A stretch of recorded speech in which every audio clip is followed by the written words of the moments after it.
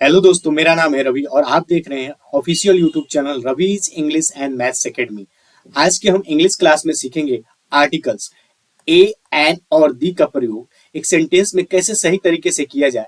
आज की क्लास में हम सीखेंगे। तो चलिए देखते हैं आर्टिकल का प्रयोग एक सेंटेंस में कैसे सही तरीके से किया जाए। क्लास 1 में देखते हैं।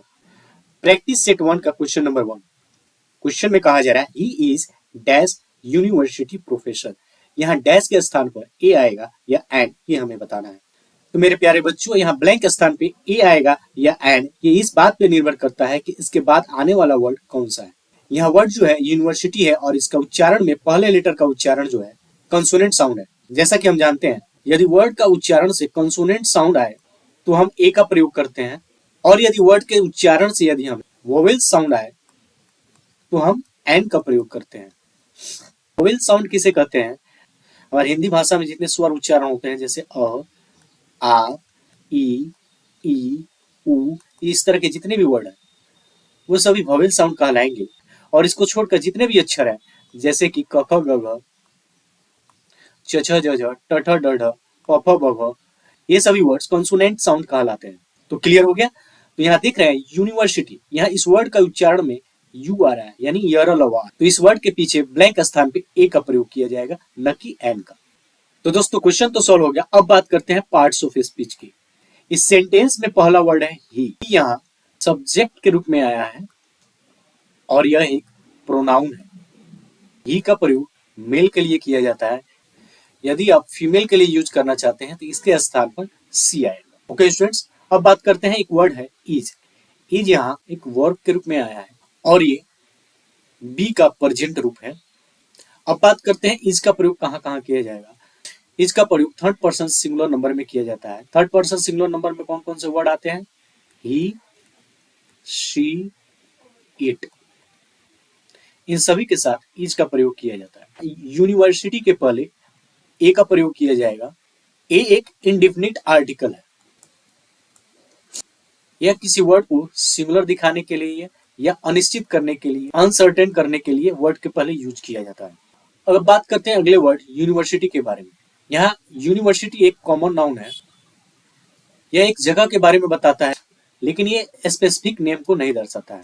अब बात करते हैं यहाँ प्रोफेसर। प्रोफेसर भी एक कॉमन नाउन है। यह एक डेजिग्नेशन या प्रोफेशन को बताता है। तो देखा ना बच्चों, एक क्वेश्चन में हमने कितने चीजों को समझ लिया। तो चलिए बढ़ते हैं अगले क्वेश्चन की तरफ। क्वेश्चन नंबर 2 आपके स्क्रीन पर। क्वेश्चन नंबर 2 में कहा जा रहा है I met dash European this morning. यहाँ ए का प्रयोग किया जाएगा या एन का। जैसा हम जानते हैं कि यहाँ ए आएगा या एन, ये डिपेंड करेगा इसके बाद आने वाले वर्ड के पहले लेटर के उच्चारण पे। यहाँ इस वर्ड का उच्चारण है यूरोपियन, यहाँ यू आ रहा है जो कि एक कंसोनेंट साउंड है। और हम जानते हैं कि यदि कोई वर्ड कंसोनेंट साउंड दे तो उसके पहले ए का प्रयोग किया जाएगा, न कि एन का। यानी right answer is A. I met a European this morning. अब बात करते हैं पार्ट्स ऑफ स्पीच की। यहाँ आई एक सब्जेक्ट के रूप में आया है जो कि एक प्रोनाउन है। दोस्तों नेक्स्ट वर्ड है मेट। मेट यहाँ वर्ब के रूप में आया है। ये वर्ब का मेन वर्ब है, लेकिन यहाँ मेन वर्ब का पास्ट टेंस यूज किया गया है। ओके दोस्तों, तो इसका प्रेजेंट टेंस क्या होगा? मिट। नेक्स्ट वर्ड है ए। ये एक इंडेफिनिट आर्टिकल है। नेक्स्ट वर्ड है यूरोपियन। यह एक कॉमन नाउन है जो नेशनलिटी को बताता है। यूरोप में रहने वाले को यूरोपियन कहते हैं। नेक्स्ट वर्ड है, ये ज्वाइंट वर्ड है दिस मॉर्निंग। ये टाइम को बताता है। यह एक एडवर्बियल फ्रेज है। तो बच्चों यहाँ हम एक ही क्वेश्चन में बहुत सी चीजों को समझ चुके। यहाँ पहले तो आर्टिकल कौन सा आएगा, उसके बाद यहाँ सब्जेक्ट क्या है, वर्ब क्या है, कॉमन नाउन क्या है और एडवर्बियल फ्रेज क्या है। तो चलिए देखते हैं नेक्स्ट क्वेश्चन। तो बच्चों ध्यान से देखिए क्वेश्चन नंबर 3। क्वेश्चन नंबर 3 में कहा जा रहा है mister Joshi is dash honourable man. यहाँ ऑनरेबल के पीछे दिए गए ब्लैंक्स में ए आएगा या एन, ये हमें बताना है। तो हम यहाँ देख रहे हैं कि इस वर्ड में पहला लेटर एच है, तो क्या इसके पहले ए आएगा? क्योंकि यहाँ एच दिया हुआ है। यहाँ एच जो है वोवेल लेटर नहीं है, तो ए का प्रयोग कर देंगे? बिल्कुल नहीं। हम देखेंगे यहाँ कि इस वर्ड के उच्चारण में पहला लेटर क्या है। इस वर्ड का उच्चारण ऑनरेबल है। इस वर्ड के उच्चारण में पहले लेटर का उच्चारण में अ आ रहा है, यानी जो कि एक वोवेल साउंड है। और कोई भी वर्ड का उच्चारण वोवेल साउंड दे तो उसके पहले एन का प्रयोग किया जाएगा, न कि ए का। An is the right answer. Correct sentence बन जाएगा Mister Joshi is an honourable man. अब बात करते हैं पार्ट्स ऑफ स्पीच की। हम यहाँ पार्ट्स ऑफ स्पीच की बात क्यों कर रहे हैं, क्योंकि यदि हमें अपने ग्रामर को मजबूत करना है तो एक सेंटेंस में जितने भी वर्ड्स आ रहे हैं वो उस सेंटेंस में किस रूप में आए हैं इसे हमें जानना बहुत जरूरी है। तो चलिए देखते हैं इस सेंटेंस का पहला word mister Joshi. Mister Joshi यहाँ एक सब्जेक्ट के रूप में आया है। यह एक प्रॉपर नाउन है क्योंकि यहाँ एक खास आदमी की बात की जा रही है मिस्टर जोशी के बारे में। नेक्स्ट वर्ड है इज। जैसे कि पहले बताया गया है इज एक वर्ब है, बी का प्रेजेंट फॉर्म है और हम ये भी जानते हैं कि इज का प्रयोग थर्ड पर्सन सिंगुलर नंबर के साथ किया जाता है। अब बात करते हैं एन। एन एक इंडेफिनिट आर्टिकल है। नेक्स्ट वर्ड है ऑनरेबल। इस वर्ड में एच साइलेंट है, इसका उच्चारण ओ से शुरू होता है, ऑनरेबल। और ऑनरेबल जो है एक एडजेक्टिव है। एडजेक्टिव किसे कहते हैं, तो एडजेक्टिव वो होता है जो इसके बाद आने वाले नाउन की क्वालिटी को बताता है। यहाँ मैन की क्वालिटी को बता रहा है कि मैन कैसा है, ऑनरेबल है। लास्ट वर्ड है मैन। मैन एक कॉमन नाउन है और ये पर्सन को डिनोट करता है। तो बच्चों यहाँ हमने एक ही क्वेश्चन में बहुत सी चीजों को समझा। चलिए देखते हैं नेक्स्ट क्वेश्चन। तो बच्चों प्रैक्टिस सेट 1 का क्वेश्चन नंबर 4। क्वेश्चन नंबर 4 में कहा जा रहा है miss Nisha is dash intelligent girl. यहाँ ए होगा या एन, कौन सा ऑप्शन करेक्ट है।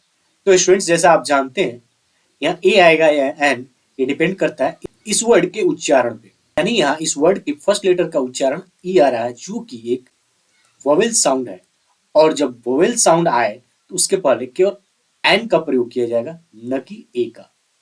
यानी an is the right answer और करेक्ट सेंटेंस हो जाएगा Miss Nisha is an intelligent girl. अब बात करते हैं पार्ट्स ऑफ स्पीच की। तो इस सेंटेंस का फर्स्ट वर्ड है मिस निशा। जैसा कि इसके पिछले क्वेश्चन में हमने पढ़ा था मिस्टर जोशी। मिस्टर जोशी एक सब्जेक्ट है और एक प्रॉपर नाउन है। वैसे ही सेंटेंस में मिस निशा सब्जेक्ट है और प्रॉपर नाउन है। इसके बाद वर्ड है इज।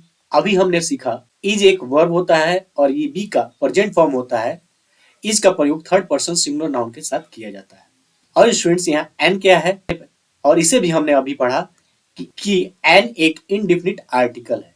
ओके स्टूडेंट्स, तो चलिए अब नेक्स्ट वर्ड है इंटेलिजेंट। इंटेलिजेंट यहाँ क्या है, तो इंटेलिजेंट यहाँ एडजेक्टिव है। एडजेक्टिव किसे कहते हैं, एडजेक्टिव वो होता है जो अपने बाद आने वाले वर्ड्स की विशेषता बताता है। यहाँ क्या विशेषता बता रहा है, तो गर्ल क्या है, इंटेलिजेंट है। ओके स्टूडेंट्स, और यहाँ गर्ल एक कॉमन नाउन है। तो चलिए देखते हैं नेक्स्ट क्वेश्चन। क्वेश्चन नंबर 5 आपके स्क्रीन पर। क्वेश्चन नंबर 5 में कहा जा रहा है Mohan died without dash air. यहाँ एयर के पहले कौन सा आर्टिकल यूज किया जाएगा, ए या एन, ये हमें बताना है। ध्यान देना बच्चों, इस वर्ड के उच्चारण में एच जो है साइलेंट है। एच का उच्चारण नहीं किया जाएगा, बस ई, आई और आर का उच्चारण किया जाएगा। और जब आप इसका उच्चारण कर रहे हैं तो देख रहे हैं ये वोवेल साउंड दे रहा है और जब ये वोवेल साउंड देगा तो इसके पहले एन का प्रयोग किया जाएगा, न कि ए का। यानी an is the right answer. तो करेक्ट सेंटेंस हो जाएगा Mohan dad without an air. अब बात करते हैं पार्ट्स ऑफ स्पीच की। इंग्लिश को स्ट्रॉन्ग बनाना चाहते हैं तो दिए गए सेंटेंस में एक एक वर्ड को पहचानना बहुत ही जरूरी है। तो चलिए देखते हैं। फर्स्ट वर्ड है मोहन। तो इस सेंटेंस में मोहन एक प्रॉपर नाउन है और ये एक पर्सन का नाम है। नेक्स्ट वर्ड है डायड।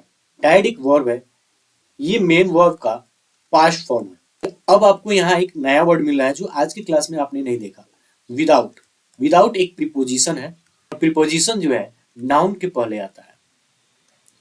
तो वैसे ही बच्चों एन एक इंडेफिनिट आर्टिकल है।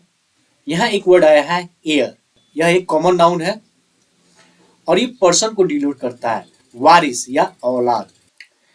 तो बच्चों आज की क्लास में हमने कुछ नया सीखा। एक क्वेश्चन दिया गया था और उसी क्वेश्चन में हमने कई रूल को समझा। तो आज का क्लास समझ में आया हो तो अपने दोस्तों के साथ शेयर जरूर करें और इस तरह के वीडियोस पाने के लिए हमारे चैनल को सब्सक्राइब करना बिल्कुल। तो मेरे प्यारे बच्चों, हंसते रहें, मुस्कुराते रहें और खुशियां बांटते रहें। मिलते हैं अगले वीडियो में। Thanks for watching.